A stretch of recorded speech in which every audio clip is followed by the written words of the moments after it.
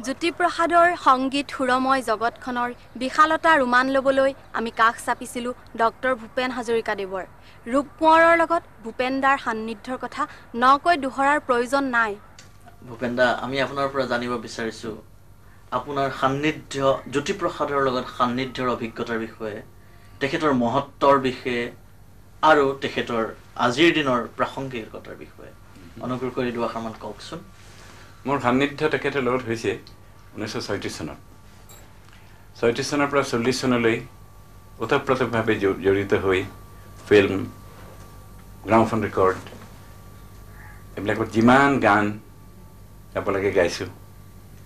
তেখেতে যেনেকৈ শিকাইছে তেনেকৈ গাইছোঁ। তেখেতক সহযোগিতা কৰিছিলে বিষ্ণু খাইদৈ। বহুত সময়ত এনেকুৱা দেখিছোঁ যে গানটো লিখি পেলালে, যদিও বাইদেউক লিখি পেলোৱাৰ পিছত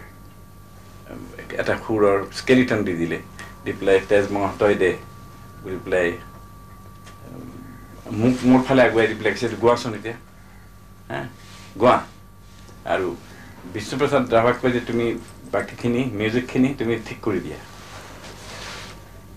এনেকৈ অসম সাহিত্য সভাৰ 1936ৰ অধিৱেশনখনত ৰঘুনাথ চৌধুৰী আহিছিলে। তাত প্ৰথমেই মানে পৰি যাওঁ ভূপেন হাজৰিকাই চব, মানে মই অকণমান ল'ৰা কিন্তু সুৰৰে দেউলৰে ৰূপৰে শিকলি, সুৰৰে দেউলৰে সেই ঘেৰি মুকুটটো আমাৰ দ্বাৰাই কটাইছে।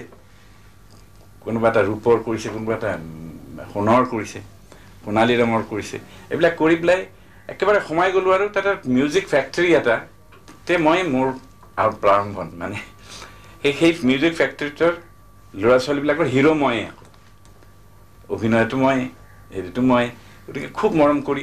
দেউতা আৰু মাৰ পৰা এদিন আহি পেলাই ক'লেহি যে কাৰেঙৰ মোৰ জয়মতীৰ গীতকেইটা বেয়া হ'ল, শব্দ বেয়া হ'ল, শব্দ নিয়ন্ত্ৰণ বেয়া হ'ল। গতিকে মই আকৌ তাক পুনৰ ৰেকৰ্ড কৰিব খুজিছোঁ, বাণীবদ্ধ কৰিব খুজিছোঁ। গতিকে জয়মতীখনো কৰিম। ফিল্মত অলপ কষ্ট পালোঁ, বহুতে মোক বেয়া বুলিছে। গতিকে মই অন্ততঃ গানখিনি ইমৰ্টেল কৰিবৰ কাৰণে মই আকৌ গ্ৰামোফোন কোম্পানীৰ সহায় লৈছোঁ, লৈ পেলাই তাত গ্ৰামোফোন পালা কৰিম। গৈ পেলাই যিমান গান তেওঁ শিকাইছে, একেবাৰে হাতত ধৰি শিকাইছে অলমষ্ট, সেই গোটেইখিনি গাইছিলোঁ। সেই সান্নিধ্যটো সংগীতৰ থ্ৰুৰে হৈছিলে। কিন্তু তাৰপিছত যেতিয়া 13 বছৰ বয়সত মই অগ্নিযুগৰ ফিৰিঙতি মই লিখিলোঁ, তেওঁ প্ৰথমেই ক'লে যে তইতো ভাল কৰিছ, অগ্নিযুগৰ সুৰ কি দিছে বোলে, হেৰি অগ্নিযুগৰ ফিৰিঙতি। মই তাতো আকৌ আই নামৰ সুৰ এটা মইহে কাৰণ অনুপ্ৰাণিত হৈছোঁ। অগ্নিযুগৰ ফিৰিঙতি মই ৰাম ৰাম তুলসীৰে তল, এইটো কিন্তু আমি ইনফ্লুৱেঞ্চ হৈছোঁ জ্যোতিপ্ৰসাদৰ হেৰিৰ পৰা। আৰু তেখেতে যিবিলাক দিছিলে সেইবিলাক মই অলপ পিছত ক'ম, সুৰৰ উদাহৰণ দি পেলাই মই পিছত ক'ম। তেওঁৰ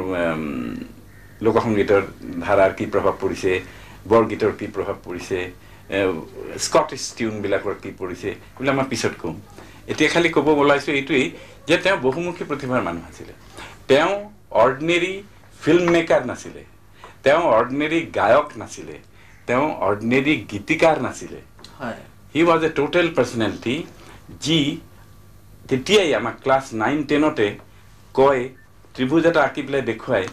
ত্ৰিভুজ এটা আঁকে, দিছ ইজ এ ট্ৰাইংগল, এই বেছটো যিমানে ডাঙৰ হ'ব, পিপলছ কালচাৰ যিমান পিপলক তুমি হেৰি কৰিব পাৰিবা, ত্ৰিভুজটো সিমানে ওখ হ'ব। যিমানে বেছ পিপলৰ ওচৰত ৰাখিব পাৰিবা, সুৰ যদি তুমি দিব খোজা, তে পিপলৰ মাটিৰ গুণ থকা সুৰৰ ওপৰত ভেটি কৰি তুমি তাৰপিছত তুমি পৃথিৱীখন লগোৱা। কিন্তু চিন্থেচাইজ হ'ব লাগিব, চিন্থেচিছ হ'ব লাগিব,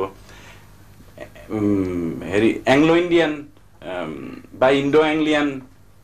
খিচুৰি হ'ব নালাগিব। এফালে কেৰু, এফালে ইয়াৰিং, এফালে লিপষ্টিক, এফালে জেতুকা, সেই সোপা আৰ্ট নহয়। আৰু এটা মানুহে ট্ৰিনিটি কলেজ অফ মিউজিকৰ নিচিনা কেম্ব্ৰিজ ইউনিভাৰ্চিটিত পঢ়ি শুনি আহি সমাজ বিজ্ঞান আৰু সংগীত আহি পেলাই লাহে লাহে লাহে লাহে মটৰেৰে পেৰিছৰ পৰা মটৰেৰে আহেনে বাৰু মটৰেৰে আফগানিস্তান হৈ আহি পেলাই লাহোৰলৈ আহিছে তাতে ঠিক কৰিছে এখন ছবি কৰিম ইফালে তেওঁৰ বন্ধু উফা লেবৰেটৰীত তেওঁৰ সহপাঠী হেৰিৰ বহুত টকা পইচা আছিলে হিমাংশু ৰায় তেওঁৰ সহধৰ্মিনী বা প্ৰেম তেতিয়া বোধহয় সহধৰ্মিনী হৈ গৈছে দেৱিকা ৰাণী আমাৰ দাদা চাহেব ফাল্কে এৱাৰ্ড প্ৰথম যিগৰাকী পাইছে সেই দেৱিকা ৰাণী আৰু তেওঁলোকৰ সংগৰ মানুহ আহি মটৰ দি আহি সাউণ্ড ইঞ্জিনিয়াৰ এজনক লৈ যি ডুবালে তেওঁ কোনোবা পাঞ্জাবী আছিলে তেওঁৰ নামটো ক'বলৈ খং উঠে মোৰ এতিয়া আহি ভোলাগুৰিলৈ আহিলে ভোলাগুৰিত আহি পেলাই ভোলাগুৰিত ইম্প্ৰভাইজড লেবৰেটৰী এটা কৰি ল'লে তেনেকৈ গোটেই জাতিটোকে এনেই ৰাজনৈতিকভাৱে মৃত্যু বাহিনী খোলা মানুহটোৱে ইণ্টেলেকচুৱেলি গোটেই অসমীয়া সমাজটোক তাৰপিছত তেওঁৰ জাৰ্ণেলিজমতো কম নাছিল আনকি তেওঁৰ শিশু সাহিত্যটো কম নাছিল শিশু সাহিত্যত কিবা ৰামৰ কিবা বনবাস হৈছে 14 বছৰ সেই বনবাসৰ সেই বনানীখিনি একাৰ অসমীয়া বাঁহৰ চুক নহ'লে লেখেনে বাৰু বনৰ বাজনা বাজে বন ভাওনাৰ গান বান ওজা পালি তোল পাৰ হ'ল বাঘে ভোৰ তাল বাই হাউম হাউম হুকৰ ঘুকৰ ঘেক ঘাউম ঘাউম কু কু কু কু খাউম খাউম ভু ভু ভুক ভুক ভেক হুম হুম খেক খোৱা খক খোৱা এনেকৈ গোটেই আমাৰ বাঁহৰ তলখন যেন বনানী হৈছিল তেওঁ তাত অসমীয়া কৰিব খুজিছে তাৰপিছত ইফালে হেৰিয়ে আমাৰ এডৱাৰ্ড দি এইথ তেওঁ কোনোবা এজন সাধাৰণ ছোৱালীৰ নাম মিছেছ চিমছন কোনোবা ডিভৰ্চি তেওঁৰ প্ৰেমত পৰিল কাৰণে হুলস্থুল হ'ল তাৰপিছত সিংহাসনখন এৰি দিলে কিন্তু তাৰ 2 মাহ আগতে আমি চাইছোঁ কাৰেঙৰ লিগিৰি য'ত একে গ'ল ঘটনা কাৰেঙৰ প্ৰিন্স এজনে লিগিৰিৰ প্ৰেমত পৰি পেলাই সিংহাসন এৰি দিছে এখেতৰ মই তুলনা পাওঁ অকল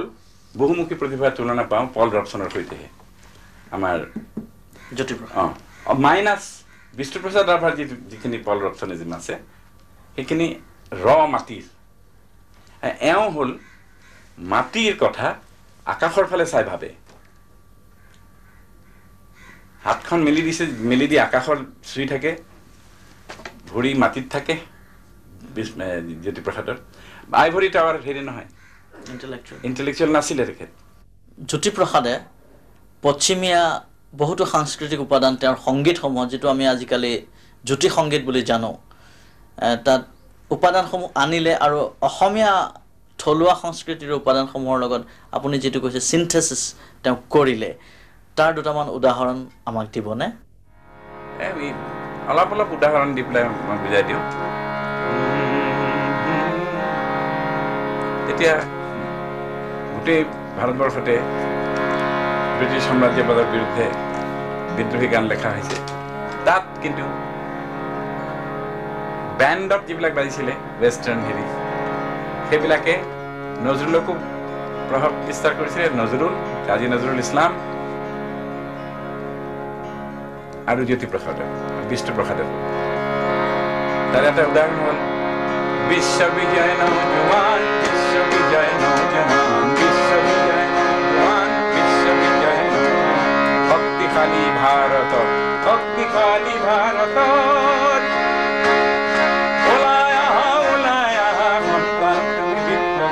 বিশ্ববিজয় নৌজৱান বিশ্ববিজয় নৌজৱান বিশ্ববিজয় pure band of Scotland আহিলে তাৰপিছত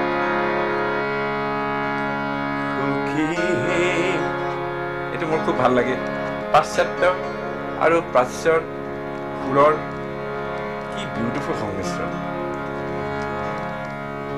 আৰু আঙুলি সঞ্চালন এটা নোটৰ পৰা আন এটা নোটলৈ যোৱা যাক ৰোলিং কয়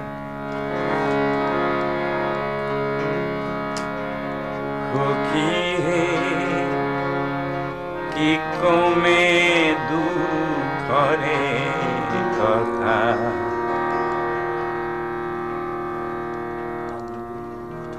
অমৃত মথতে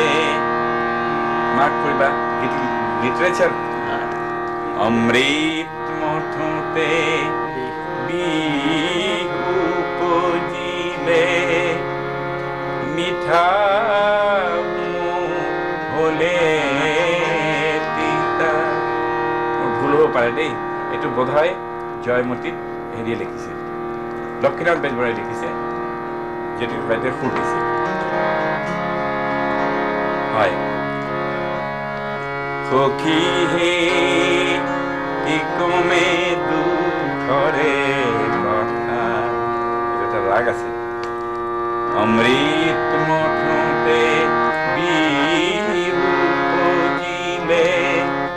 মিঠা মুহলে তিতা বেষ্ট আহিল মালতীৰ চাকি খোপাত পিন্ধিলো লালু গলে পাহি খুৰি মালতীৰ পাহি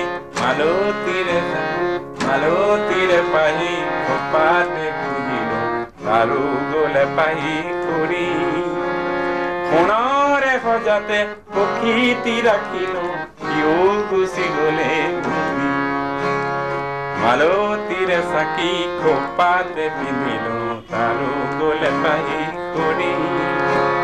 সোণৰে সজাতে পক্ষীটি ৰাখিলো কিয় গুচি গলে ঘূৰি আৰু ৱেষ্টাৰ্ণ সাজতে ফুলিলে তগৰ ফুলে পাহি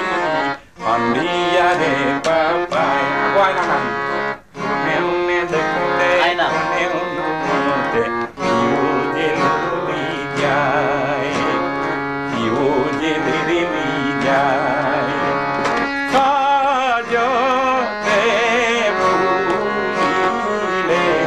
তগৰ ফুলে পাহি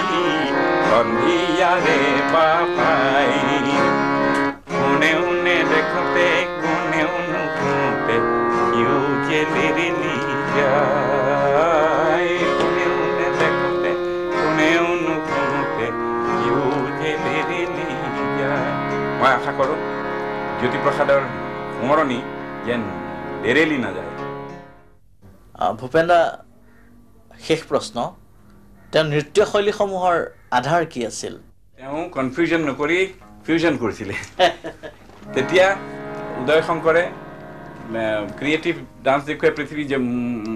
জয় কৰিছে আমাৰ কামৰূপীয়া অনুসন্ধান সমিতি নহয় কামৰূপীয়া নৃত্য সংঘ বুলি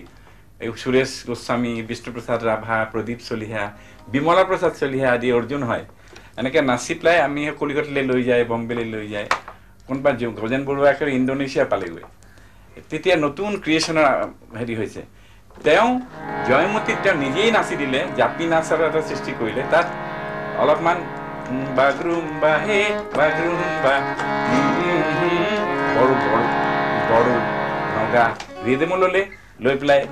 ঘাতে এইটো ল'লে ঘাতে কি ঘাতে মেনু মুৰলি বজাই ৰাম কান্দে এইটো কৰি কেতিয়াবা তাত ছন্দ দিছে বড়োৰ কিন্তু কথাটো কি তেওঁ গোৱাৰ নাছিল গোটেই পৃথিৱীৰ ভালখিনি আনি পেলাই আমাৰ অসমৰ মাটিতে আকৌ নতুনকৈ এটা নতুনভাৱে প্ৰস্ফুটিত কৰাব খুজিছিলে তাত তেওঁ সঁচাকৈ এটা পৰম্পৰা দি গ'ল আমি হেৰিৰ পিছতেই শংকৰদেৱৰ পিছতেই ডেফিনেটলি জ্যোতিপ্ৰসাদক পায়